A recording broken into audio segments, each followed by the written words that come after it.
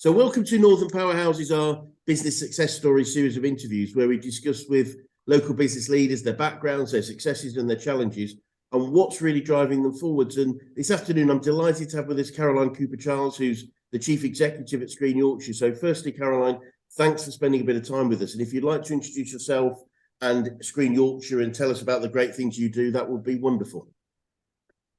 Thanks, Chris. Firstly, big thank you for inviting me to be on. It's a real pleasure. It's always a pleasure to talk about Screen Yorkshire. So I took over as Chief Executive at Screen Yorkshire just over a year ago and have obviously been in that leadership role since. So Screen Yorkshire is, we like to think of it as the engine that powers the screen industries in Yorkshire. So we've been in existence now for 20 years,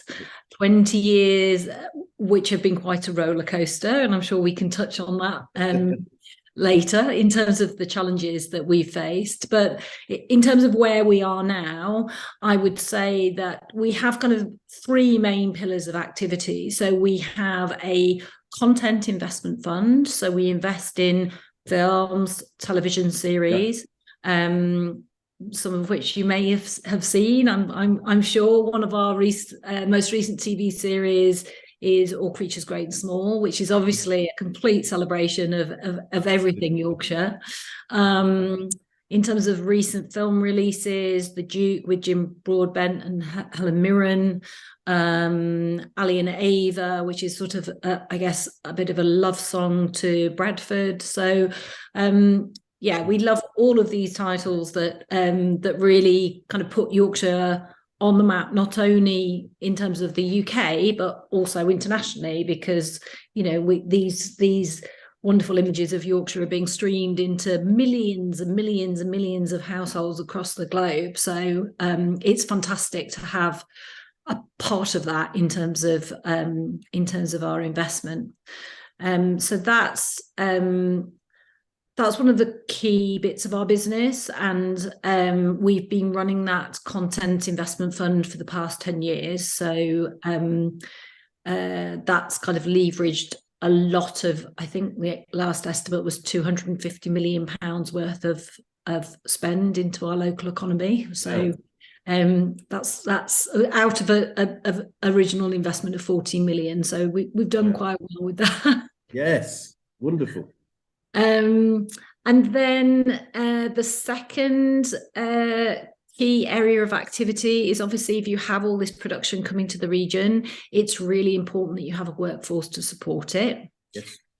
And like many other industries, we faced real challenges around our workforce development and having a skilled labour force that can meet that need. Obviously, during lockdown, all production activities stopped like everything else. And then off the back of that, there was a massive, massive, massive boom of all the films and television shows that people had been trying to film and not being able to film. And so the demand for crew was incredible. I mean, absolutely incredible. And one of the things that we did during lockdown was we launched a crewing service. So, which I think people felt was a little bit counterintuitive. Why are you building up this database of crew when there's no production happening? But of course, that was amazing when we did actually get back to production, because we had those people ready and waiting and able to connect them up. So so the crewing service is really important to us in terms of creating opportunities for freelancers. Our industry is 90% freelance, probably more actually. So it's really important that we're kind of making sure that people are aware of the opportunities and that we're not just kind of shipping all the crews, up from London or in from other countries. So that's a big part of our work. And also making sure that workforce has got the right attributes, so the right skills. They know how to do the jobs. I think one of the challenges for our business is that because of the shortage of crew, people have ended up getting promoted very quickly and not necessarily with the right tools at their disposal to necessarily move into managing a team very quickly, that sort of thing. So we provide a lot of skills and training support. So we run training programs and talent development programs, working with writers and producers and directors as well. And the third area, which is sort of where that crewing service fits in, is our film office, which offers support for production at all levels, finding locations. I mean, obviously we've got our beautiful country houses across the north, and those are really attractive for those big period dramas like Bridgerton, for instance. Yes. But also, it can be much more mundane things like road closures and rates relief, and all those more much more pedestrian things, I guess, but which have a really big impact on whether productions feel like it's a great place to come and film. So that's the broad brushstrokes of what we do. Wonderful. So there are so many different aspects of film and television production. But fabulous.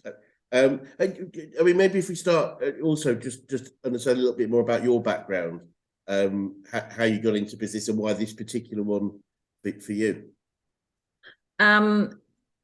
Completely fell into it.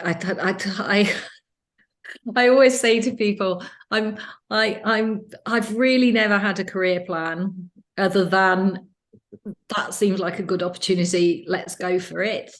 And I'm a bit of a sink or swim person in those terms. I think I just think, well, grab an opportunity, see whether you can do it, see whether you enjoy it. So I had spent a long time. I did an English degree. I always knew that I wanted to work in the creative industries. I think initially I was kind of thinking theatre, and then I worked for a dance company, and then I worked in visual arts. And so I was the director of a public-private sector arts foundation at quite a young age. But really, it wasn't probably until about 10, 15 years into my career that I just found I was running a training course basically for long-term unemployed people. And I think the idea at the time was that this training course was going to take people who might have had a career in mining and make them into media moguls. And there was a very talented director that I could see she got real talent on the course, and a tender document came out from Channel 4, and they were just looking for ideas for a documentary series that they were doing.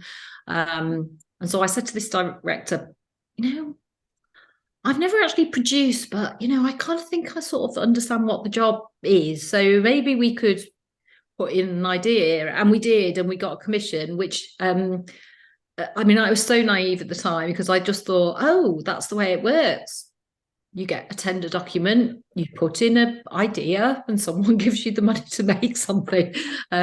So I loved it, and I just gave up my job in the course of making that, and then lived off my credit card for the next 18 months in the realization that actually it didn't quite work like that, and you got told no as many times as you got told yes. So. Wow. And how did you finally come to Screen Yorkshire? Well, even within the film and TV industries, I think my career has been quite fluid. I always say I'm a little bit of a poacher and a little bit of a gamekeeper. So I have. I've worked for organisations like Screen Yorkshire, and I've actually worked for most of the kind of big publicly supportive agencies for film and TV. So the UK Film Council back in the day, BFI, Creative England. I did some time working with Screen Scotland. So I've worked for a lot of those support agencies, but I've also been a producer myself and worked for production companies. So I guess I've sort of slightly kept sort of stepping from one to another, which I think it's probably actually quite a good thing, because it's very easy if you work for a support agency to get quite complacent about what you think people need and what you think people want. And actually, if you have to go over the other side of the table sometimes, then you start to realise, oh, well, maybe that thing that I thought they should be doing and is quite easy is actually much more difficult. And so it sort of helps your understanding, I think, of how you can best offer support to other people. It was interesting. I think I mentioned before we started that I was speaking to the CEO of Orchestras Live this morning, and she was saying that there's so much more to orchestras than just performing, if that makes sense. And yet, when you think about that, and you know, I guess that's got to be even more true of there's so much more behind the cameras and pre-filming and post-filming than just the production of the piece itself and the acting within it. Yeah, I mean, I think that's really true. And to be honest, that's the interesting bit. I mean, people get very excited about, oh, we can go on set and, you know, we'll be with the actors, etc. And you do have those moments, I think, where, you know, I'll go on a set visit for something we've invested in, and you'll just be there for an amazing moment of performance when everyone goes, that's it, we've got the take, that's just absolutely brilliant. But actually, you know, where stories are really made, I think, is in the development process, it's in the script, and then at the other end, it's in the edit. I mean, I just think editors work absolute magic. You know, sometimes you kind of look at the material and you just think, how are you going to and my husband, who has nothing at all to do with the screen industry, sometimes he's watched really early edits of projects and just gone, that's never going to make it into a decent film or a decent TV show. But, you know, with the right editing, it can be, you know, such a craft. It's just amazing. Brilliant. Absolutely wonderful. So when you were growing up, was this the sort of career you envisaged, or did you have something else planned? No, I was talking to somebody the other day about kind of different stages of my life and what I wanted to be. And I think when I was very little, I wanted to be a nurse, and then I think I wanted to be. I went through a stage of wanting to be an educational psychologist. At one point, I don't think I even actually knew what one was, and then I realised that you had to be quite good at sciences, and I really wasn't very good at sciences. So. Yeah, and I think it was, I mean, when I got to university, that was when I kind of thought I want a career in the creative industries. Funnily enough, and I was looking at theatre, my first job did actually end up being in media, in kind of film. And so my first job was as an administrator for a council-funded kind of media centre in Swindon, and my job was basically we had equipment that you could hire for not very much money, and sort of there was project funding, and so my job was to sort of do a lot of booking in and out of equipment and all of that sort of thing. And there was a guy who used to come in and you know, use this you know, kind of rent this equipment, and he was making a short film to try and get himself into film school, the National Film and Television School. He'd set his sights on it, you know, that was you know, where he really wanted to go, very prestigious school. So he was making this short film, and he said to me, Caroline, you're very organized, I think you'd be a great production manager. I mean, he obviously had no money to pay anyone to do anything on this film, but, you know, was very persuasive, very charming. So I was like, oh, okay, I'll give it a go. You know, as I said before, tend to be, yeah, well, I'll give it a go. So I did, and this short film actually ended up being pretty good, and I got my first credit on a production, and the director of the film did get into the National Film and Television School, and that director was David Yates, who directed all the Harry Potter movies. Oh, wonderful. So that's my funnily enough was my first experience of doing anything in terms of practical film and TV production. But then I left it alone for a good number of years until I kind of found what I really wanted to do in this arena. But yes, it was a kind of a funny coincidence that, and in fact I was back in touch with him recently. He very generously came and did a sort of fireside chat with some of the writers and producers and directors that we've been working with at Screen Yorkshire. So payback time. What a great story. For me working for him for free. Yeah, well, there you go. Yeah, that's absolutely fantastic. So if you look back on your Screen Yorkshire, and what are some of the challenges you've had to overcome over the last few years? I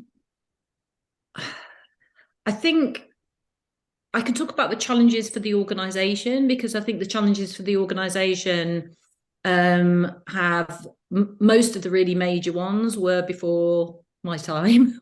So prior to becoming chief executive, I did work for Screen Yorkshire. I've worked for them kind of in different capacities for nearly 4 years.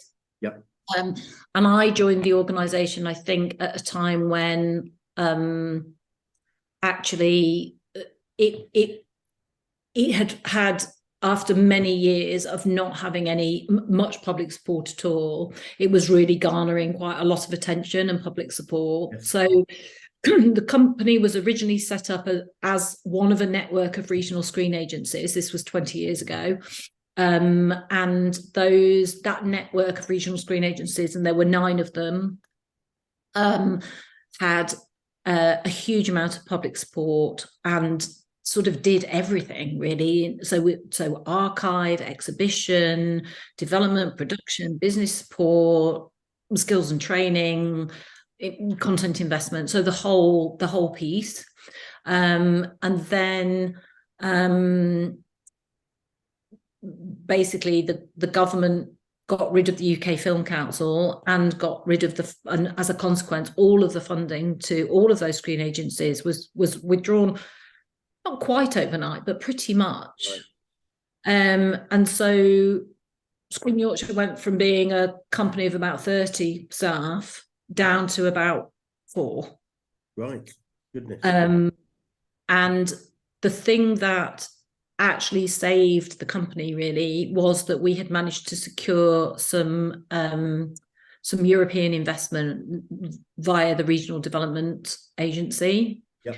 To set up the Content Investment Fund. And that, for many years, actually, 4 or 5 years, that's all Screen Yorkshire did, until it was fortunate enough to get some support from the British Film Institute, who recognised how much production there was going on in the region as a result of the investment fund, and therefore put some core funding in to allow us to develop and deliver on a growth plan.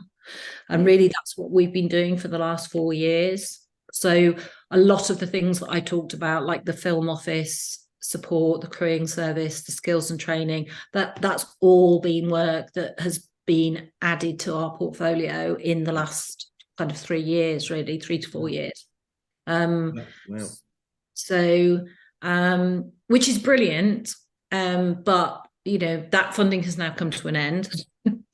So again, I think that's really the biggest challenge and I would say that that applies to lots and lots and lots of kind of not-for-profits working in the creative sector, that your ability to kind of plan strategically for the long term is really hampered by the fact that you're on annual, you're on annual funding rounds, and there's no guarantee, and especially with public funding.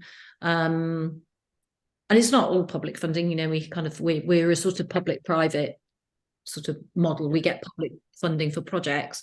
Yeah. At the current time, cost of living crisis, so many demands on people and local authorities. post COVID. I just think, you know, you can. We have a very strong business case. We have a really strong business case in terms of the, you know, the kind of the billions of pounds that is generated by the film and TV industries. But, you know, when you're putting that business case against, you know, education, health, you know, all of those other things, it's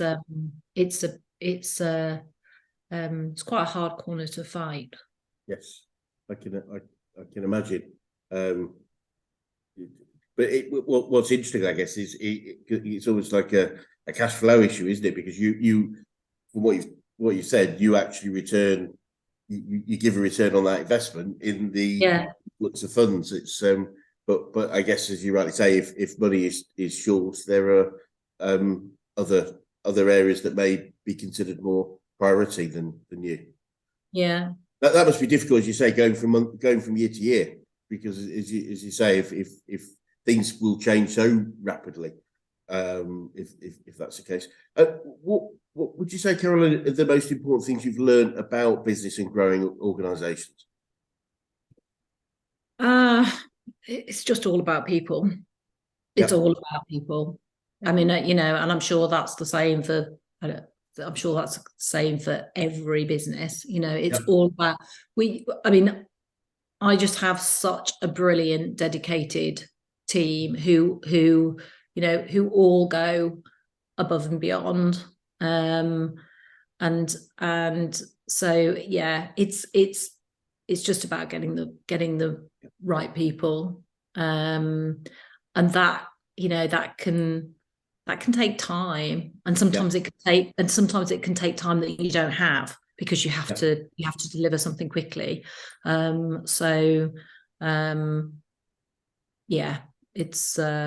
It's all about people. I think it was Tom Peters that talked about having the right people on the bus, sitting in the right seats. But the thing I always say is, but as leaders, we've got to decide what the destination is on the front of the bus. Yes. If we're not clear, then actually it's saying magical mystery tour, which some people might get on for that reason, but it's not necessarily the people we might want. Yeah.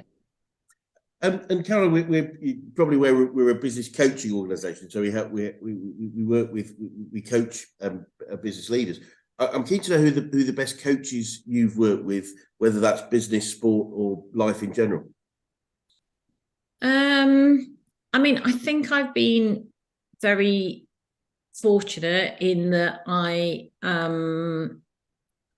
certainly my last immediate boss, who was the previous CEO at Screen Yorkshire, and I think my first boss, when I was working in that media centre in Swindon, and who I still, you know, obviously many years ago, that was just when I was out of university, but we still see each other regularly. And I think, you know, I've been very fortunate to see and have role models, you know, kind of in women who are a bit older than me and more senior than me. But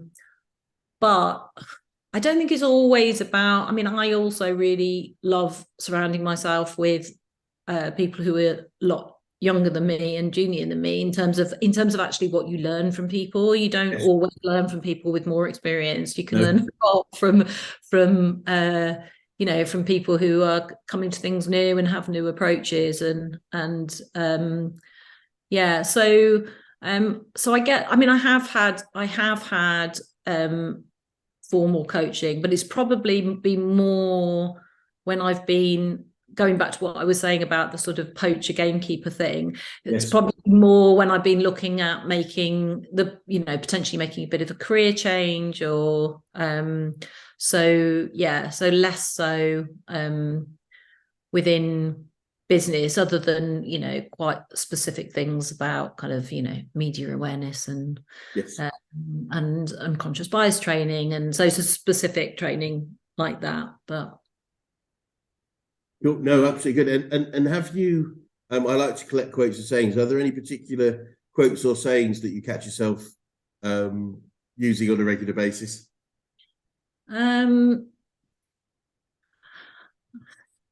Probably No, on a regular basis. I mean, I think one of the things that we talk about, or have talked about a lot at Screen Yorkshire, is what is it that people often say, what is it that you do? Because it's not like, well, we make this, or we do, we do so much with a really small team, but it's not always very obvious to people. And I guess my response to that now is, when people, rather than trying to sort of say, well, we do this or we do this, is, we do whatever it takes to make sure that we've got a thriving screen industry in our region. And that will change and develop. That's never the same. That never looks the same thing. What that was and needed to be 5 years ago is quite different to what that is and needs to be now.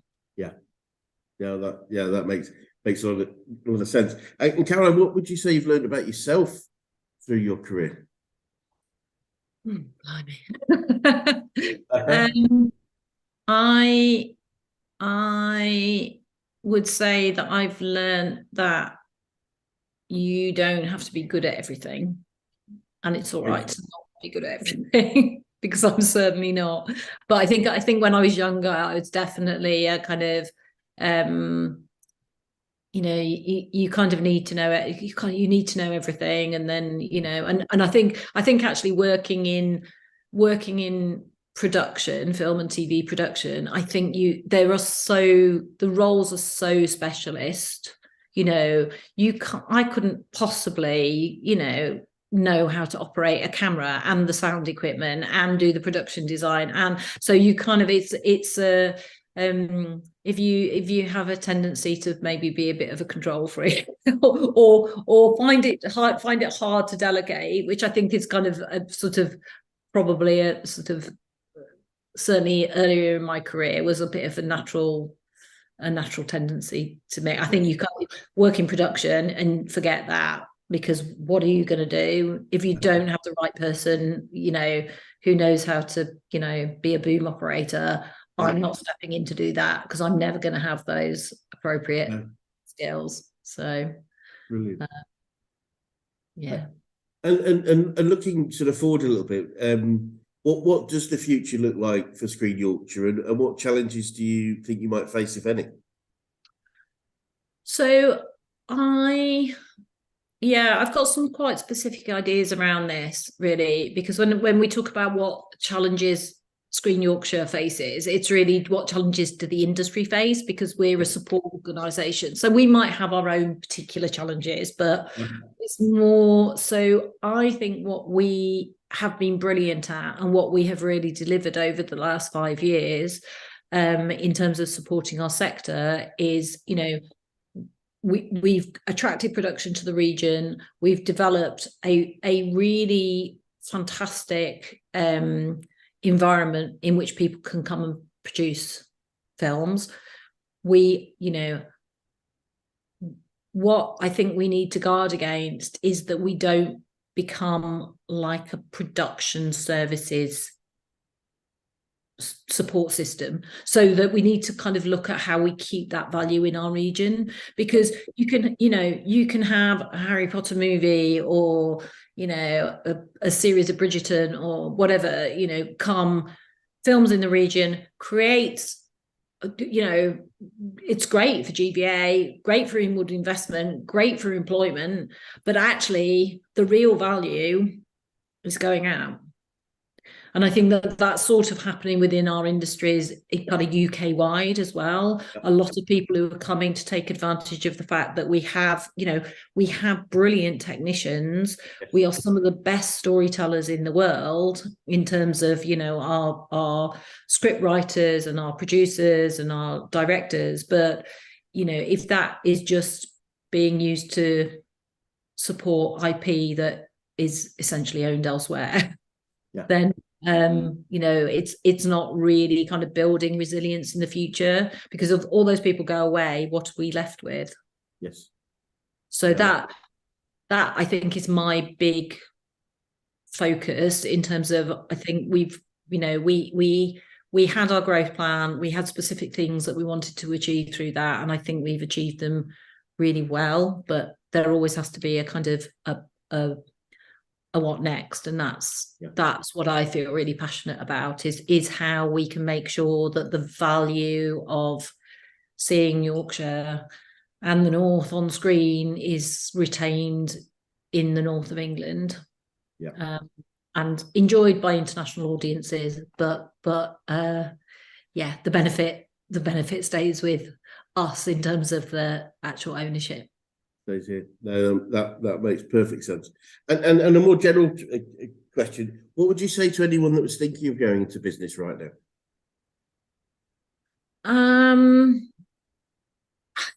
I mean, I just think it's so exciting.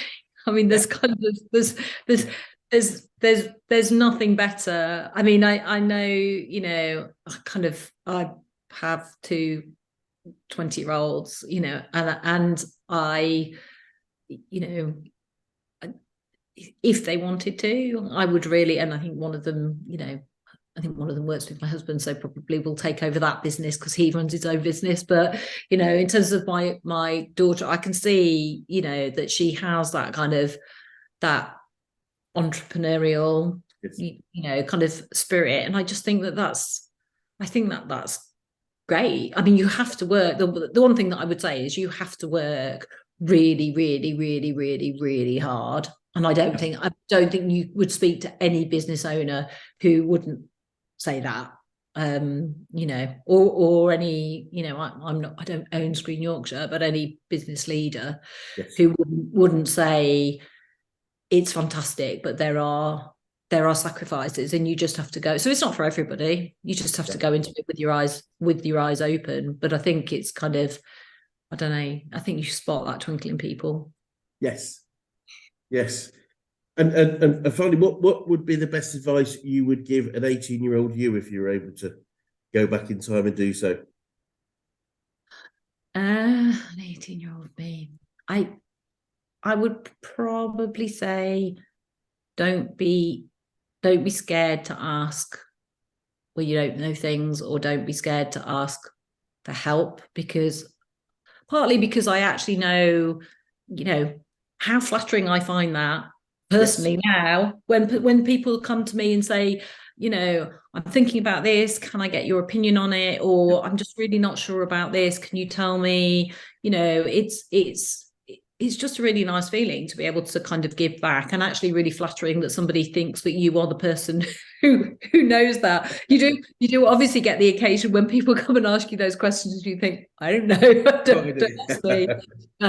But you know, people actually like being asked for help generally. I think you're not I don't think people generally think that you're a pain, but I think at 18 I probably would have been like, oh no, I should try and work it out for myself. I'm just going to annoy them if I pester them for answers on this. It really, it's interesting. I think most of the successful people I know would say that they would like to be asked for help more than less. Yeah. As you say, it's great to give back, very open to it, and most of them have been helped themselves. So it's such a virtuous thing, you know, giving back. Caroline, it's been really fascinating, and obviously you're doing great things of highlighting what a great place Yorkshire is for film and TV. If anyone watching this would like to get in touch with you or Screen Yorkshire, what's the best way to do so? If you just visit our website, which is screenyorkshire.co.uk, and my details and the detail, both phone number and email, and of every member of staff, are all on the website. So feel free to get in touch. Always Brilliant. Nice to hear from other colleagues across the north. Brilliant. Well, once again, thank you so much for your time. It's been really fascinating and interesting, and I mean, I personally love films myself, so it's just great to know that you're doing this great work to highlight and do more in our region. So thank you so much. Thank you. It's been a really enjoyable time. Thank you.